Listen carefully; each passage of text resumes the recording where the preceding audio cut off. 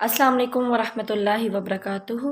رب اشرح لی صدری ویسر لی امری واحلل عقدۃ من لسانی یفقہوا قولی ربی زدنی علما۔ يرسل عليكما شواظ من نار ونحاس فلا تنتصران فبأي آلاء ربكما تكذبان تم پر آگ کے شعلے اور دھواں چھوڑ دیا جائے گا تو پھر تم مقابلہ نہ کر سکو گے، تو تم اپنے پروردگار کی کون کون سی نعمت کو جھٹلاؤ گے؟ پچھلی آیت میں ہم نے پڑھا تھا کہ کوئی بھی آسمان اور زمین کے کناروں سے نکل کر بھاگ نہیں سکتا، اور اگلی آیت میں اللہ تعالیٰ نے فرمایا یا یہ ہمیں بتایا کہ اگر ان کیس کوئی ایسی کوشش کرتا بھی ہے تو اس کا انجام کیا ہوگا، کہ اس پر شواظ اور نحاس چھوڑ دیا جائے گا۔ شواظ ایک شعلہ جس میں دھواں نہیں ہے، اور نحاس ایسا دھواں جس میں شعلہ نہیں ہے، تو کنٹینیوسلی ایک کے بعد دوسری چیز اس پہ جو ہے چھوڑ دی جائے گی، تو وہ بھاگ نہیں سکے گا۔ ویسے بھی آپ نے خود بھی ایکسپیرینس کیا ہوگا کہ کبھی اگر تھوڑا سا بھی دھواں ہماری آنکھوں میں پڑ رہا ہو تو ہم دیکھ نہیں سکتے، ہم بھاگ نہیں سکتے۔ تو یہاں پر بس ایک طرح سے یہ چیلنج ہے کہ تم یہ کر کے دکھاؤ، اگر تم کر سکتے ہو تم اس میں ناکام ہو جاؤ گے۔ اللہ تعالیٰ سے بچ کر کوئی نہیں نکل سکتا، نہ دنیا میں کوئی بھاگ سکتا ہے نہ کوئی آخرت میں بھاگ سکتا ہے۔ دنیا میں تو بہت دفعہ لوگ خودکشی کر کے یہ سمجھتے ہیں کہ اب ہم آزاد ہو گئے، یا وہ اپنی موت کی تمنا کر رہے ہوتے ہیں، دعائیں کرتے ہیں، مگر دنیا کے مسئلے مسائل تو ٹھیک ہے ختم ہو گئے، وہیں سے آخرت کے مسائل شروع ہو جاتے ہیں۔ اور جب وہ آخرت کے مسائل دیکھے گا، آخرت کی مشکلات دیکھے گا یا آخرت کا عذاب دیکھے گا، تو وہ کیا خواہش کرے گا کہ میں دوبارہ سے دنیا میں چلا جاؤں۔ تو کوئی کہیں نہیں بھاگ سکتا، اللہ تعالیٰ سے بچ کر کوئی کہیں نہیں جا سکتا۔ ہر ایک کو اپنے عمل کا نتیجہ جو ہے اس کو فیس کرنا ہوگا، اور اس وقت کوئی کسی کے کام نہ آئے گا، کوئی کسی کا بوجھ نہیں اٹھائے گا۔ جیسا کہ قرآن میں ایک اور جگہ آتا ہے وَلَا تَزِرُ وَازِرَةٌ وِزْرَ أُخْرَىٰ، کہ کوئی بوجھ اٹھانے والا کسی دوسرے کا بوجھ نہیں اٹھائے گا۔ ہر انسان اپنے اعمال کا ذمہ دار ہوگا، کوئی شخص کسی دوسرے کے گناہ اپنے اوپر نہیں لے گا، اور نہ ہی کسی کو کسی دوسرے کے گناہوں کی سزا دی جائے گی۔ جو کوئی جو کرے گا وہ اس کو فیس کرے گا۔ اگر کسی نے کوئی ایسے کام کیے ہوں گے جس سے اللہ تعالیٰ کی رحمت ملتی ہے تو وہاں پر اللہ تعالیٰ کی رحمت پالے گا، اور اگر کوئی ایسے کام کیے جس سے اللہ تعالیٰ نے منع کیا تھا اور اللہ تعالیٰ نے قرآن میں پہلے ہی بتا دیا تھا کہ اس کام کا یہ انجام ہوگا، تو پھر وہ اس کو فیس کرے گا۔ اور پھر آگے فرمایا اور تم اپنے پروردگار کی کن کن نعمتوں کو جھٹلاؤ گے۔ اللہ تعالیٰ کا ہمیں ساری حقیقت کا بتا دینا بہت بڑی نعمت ہے کہ آج ہمارے پاس وقت ہے ہم صحیح راستے پر آ جائیں۔ فَإِذَا انشَقَّتِ السَّمَاءُ فَكَانَتْ وَرْدَةً كَالدِّهَانِ فَبِأَيِّ آلَاءِ رَبِّكُمَا تُكَذِّبَانِ فَيَوْمَئِذٍ لَا يُسْأَلُ عَنْ ذَنبِهِ إِنسٌ وَلَا جَانٌّ فَبِأَيِّ آلَاءِ رَبِّكُمَا تُكَذِّبَانِ پھر جب آسمان پھٹ کر تیل کی تلچھٹ کی طرح گلابی ہو جائے گا تو وہ کیسا ہولناک دن ہوگا، تو تم اپنے پروردگار کی کون کون سی نعمت کو جھٹلاؤ گے؟ اس روز نہ تو کسی انسان سے اس کے گناہوں کے بارے میں پرسش کی جائے گی اور نہ کسی جن سے، تو تم اپنے پروردگار کی کون کون سی نعمت کو جھٹلاؤ گے؟ پھر جب آسمان پھٹ کر سرخ ہو جائے گا، سرخ چمڑے کی طرح۔ سورہ انشقاق میں بھی آیا آسمان کے پھٹ جانے کا، کہ جب آسمان پھٹ جائے گا۔ اسی طرح سورہ الحاقہ میں بھی آیا اور آسمان پھٹ جائے گا اور اس دن وہ کمزور ہو جائے گا۔ پھر اسی طرح سورہ فرقان میں آتا ہے اور جس دن آسمان بادلوں کے ساتھ پھٹ جائے گا اور فرشتے کثرت کے ساتھ اتارے جائیں گے، یعنی قیامت کا دن۔ کہ آج تو تم قیامت کو نہیں مانتے، قیامت کا انکار کرتے ہو، لیکن اس دن آسمان پھٹ جائے گا اور سارا نظام جو ہے وہ درہم برہم ہو جائے گا، اور اس وقت انسان جب آسمان کی طرف دیکھے گا تو وہ سرخ ہوگا بالکل۔ آج انسان قیامت کو ناممکن سمجھتا ہے، بہت سارے لوگ یہ سوچتے ہیں کہ صرف کہانیاں ہیں، ایسا نہیں ہوگا۔ یا ناؤز باللہ اللہ تعالیٰ قادر نہیں ہے قیامت کو لانے پر، جیسے کہ اہل مکہ کو لگتا تھا، تو جس دن یہ حقیقت سب کے سامنے آئے گی تو کچھ چھپا نہیں ہوگا، ہر ایک کو نظر آ رہا ہوگا، اپنی آنکھوں سے سب دیکھ رہے ہوں گے۔ اس وقت اللہ تعالیٰ کی قدرت، اللہ تعالیٰ کی طاقت کو ہر کوئی ایکسیپٹ کر لے گا، کوئی انکار نہیں کر سکے گا۔ پھر آگے فرمایا تو اس دن نہ پوچھا جائے گا اپنے گناہوں کے بارے میں کوئی انسان اور نہ کوئی جن۔ کیوں کہا ہے کہ نہیں پوچھا جائے گا؟ کیونکہ سب کے چہروں سے ان کا حال معلوم ہو رہا ہوگا، ان کے اعمال ان کے چہروں سے ظاہر ہو رہے ہوں گے، دیکھ کر معلوم ہو رہا ہوگا کہ یہ لوگ مجرم ہیں، یہ لوگ نیک عمل کرنے والے ہیں۔ پھر ایک معنی یہ بھی کیا گیا کہ منہ پر مہر لگا دی جائے گی، no one will be allowed to speak, تاکہ نہ کوئی جھوٹ ہو، نہ کوئی بہانے ہوں، کوئی اپنے گناہ سے انکار نہ کر سکے، اور جو اس کے ہاتھ ہیں، اس کے پاؤں ہیں، وہ اس کے خلاف گواہی دیں گے۔ یا پھر یہ معنی کہ اللہ تعالیٰ نہیں پوچھیں گے کیونکہ اللہ تعالیٰ کو پہلے ہی معلوم ہے، یا فرشتے ان سے نہیں پوچھیں گے کیونکہ فرشتے ہی ہمارے نامہ مال لے کے جا رہے ہیں، یا وہ ایک دوسرے سے نہیں پوچھیں گے کیونکہ ان کو ایک دوسرے کو دیکھ کر حال معلوم ہو رہا ہوگا۔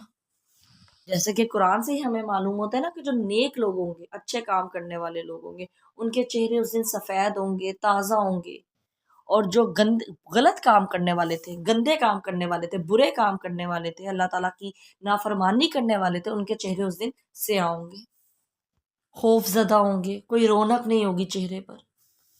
ان کو یہ معلوم ہوگا کہ آج ان کے ساتھ قبر توڑ دینے والا معاملہ ہونا ہے، ان کو کوئی چھوڑے گا نہیں، ان کو اپنا انجام نظر آ رہا ہوگا، اس کی وجہ سے ان کی آنکھیں پھٹی ہوئی ہوں گی اور چہرے بالکل سیاہ ہوئے ہوئے ہوں گے، ذلت چھا رہی ہوگی ان کے چہروں پر۔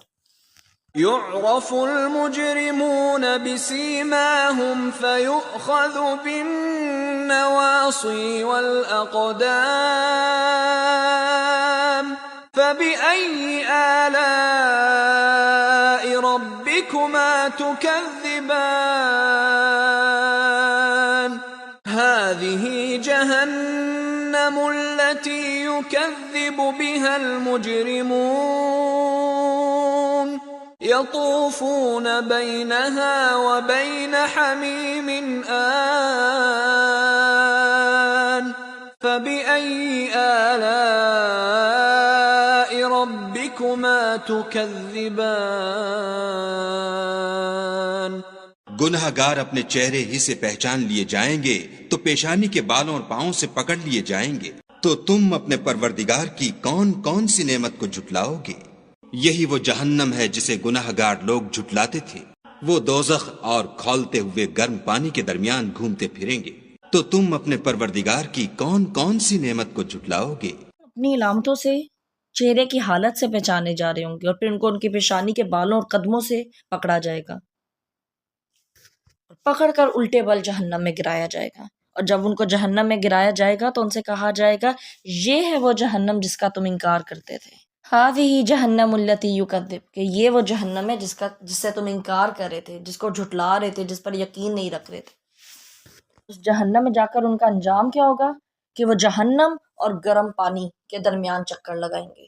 جہنم میں جب وہ جائیں گے اور وہ جل جائیں گے بالکل، اور ان کو پیاس لگے گی، وہ اپنی پیاس بجھانے کے لیے پانی کی طرف بھاگیں گے، اور جب اس پانی کو پئیں گے کیونکہ وہ ابلتا ہوا پانی ہوگا تو وہ ان کے چہروں کو اور جلا دے گا، پھر ان کی پیاس نہیں بجھے گی اور وہ اس پانی سے بچنے کے لیے جہنم کی طرف بھاگیں گے، وہاں جائیں گے، پھر جل جائیں گے، پھر پانی پینے کے لیے بھاگیں گے۔ تو یہ جو ان کا سائیکل ہے نا، یہ چلتا رہے گا تھرو آؤٹ، کیونکہ وہ نیور اینڈنگ لائف ہے، وہ کبھی ختم نہیں ہوگی، یہ سزا ان کی کبھی ختم نہیں ہوگی، بلکہ سزا وقت کے ساتھ ساتھ زیادہ ہوتی رہے گی۔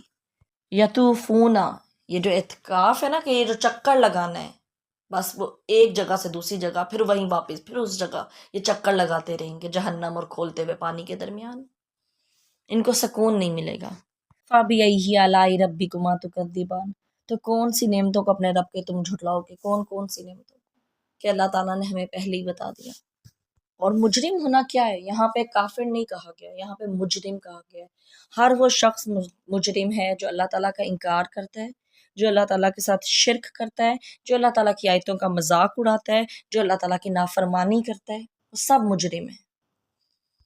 اور یہ سب مجرم جب قیامت کے دن اپنے انجام کو دیکھیں گے یا قیامت کے دن آگے جہنم کو دیکھیں گے تو یہ کیا کہیں گے؟ وَلَوْ تَرَىٰ إِذِ الْمُجْرِمُونَ نَاكِسُو رُءُوسِهِمْ عِندَ رَبِّهِمْ رَبَّنَا أَبْصَرْنَا وَسَمِعْنَا فَارْجِعْنَا نَعْمَلْ صَالِحًا إِنَّا مُوقِنُونَ، کہ اب ہم نے دیکھ لیا، اے ہمارے رب ہم نے دیکھ لیا، ہم نے سن لیا، اب ہمیں واپس بھیج دے تاکہ ہم نیک عمل کر سکیں، یقیناً اب ہمیں یقین آ گیا ہے۔ یعنی اس وقت آگ کو دیکھ کے، عذاب کو دیکھ کے، اپنے انجام کو دیکھ کر یہ کہیں گے کہ اب ہمیں یقین آ گیا، ہم نے آنکھوں سے دیکھ لیا، ہم نے کانوں سے سن لیا ہے، اب آپ ایک دفعہ ہمیں دنیا میں واپس بھیجیں تاکہ ہم نیک کام کر لیں۔ لیکن وہ جو مہلت تھی وہ ختم ہو گئی، اب کوئی ان کو دنیا میں واپس نہیں بھیجے گا۔ دیر از نو سیکنڈ چانس۔ یہ جو حسرت ہوگی نا کہ ان کی اس بات کو مان لیا جائے، یہ بھی بہت بڑا عذاب ہے۔ جہنم جو ہے وہاں پر جسمانی عذاب کے ساتھ ساتھ ذہنی عذاب بھی ہے۔ صرف یہ نہیں ہے کہ ہمارے جسم کو تکلیف پہنچ رہی ہے، ذہنی عذاب بھی ہے کہ آپ کی بات کو نہیں سنا جائے گا، آپ کی بات کو اہمیت ہی نہیں دی جائے گی، آپ پکاریں گے آپ کو جواب نہیں دیا جائے گا۔ یہ جو بے بسی والی کیفیت ہوگی اور اس کے ساتھ جو عذاب ہوگا، یہ کوئی معمولی چیز نہیں ہے۔ آپ صلی اللہ علیہ وسلم کی حدیث کے مطابق قیامت کے دن اللہ تعالیٰ حضرت آدم علیہ السلام کو حکم دیں گے کہ اپنی اولاد میں سے جہنم والوں کو الگ کریں۔ وہ پوچھیں گے اے میرے رب جہنم والے کتنے ہیں؟ اللہ تعالیٰ فرمائیں گے ہر 1000 میں سے 999 جہنم میں اور 1 جنت میں۔ اور یہاں ہم سب سمجھتے ہیں کہ ہم جنتی ہیں، ٹھیک ہے، اللہ تعالیٰ سے اچھا گمان رکھنا چاہیے، لیکن ہم جنت کے لیے کتنی کوشش کریں، ہم کتنا ایفرٹ پٹ کریں؟ ہم میں سے ہر ایک کو اپنا آپ جنتی لگتے ہیں اور باقی سارے جہنمی لگتے ہیں، سارے گناہ گار لگتے ہیں۔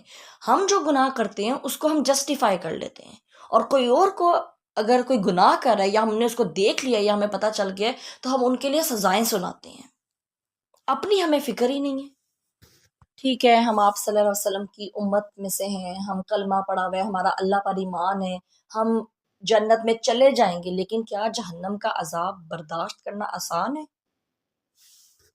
جہاں ایک دن 50,000 سال کے برابر ہوگا۔ اللہ تعالیٰ سے دعا ہے کہ اللہ تعالیٰ اس بابرکت مہینے میں ہمیں جہنم سے آزاد کر دے، ہمارے والدین کو، ہماری اولاد کو، ہمارے تمام پیارے رشتوں کو۔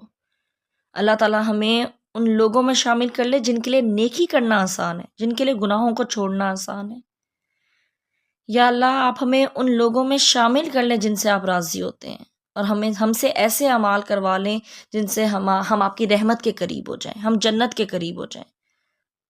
اللہ تعالیٰ ہم سب کو معاف کر دے، جو بھی گناہ ہم نے جان کر کیے، غلطی سے کیے، بھول کر کیے، نادانی میں کیے، اللہ تعالیٰ تمام گناہوں کو معاف کر دے اور ہمیں اپنی رحمت کے لیے چن لے، ہمیں اپنی محبت کے لیے چن لے، ہمیں اپنی جنت کے لیے چن لے۔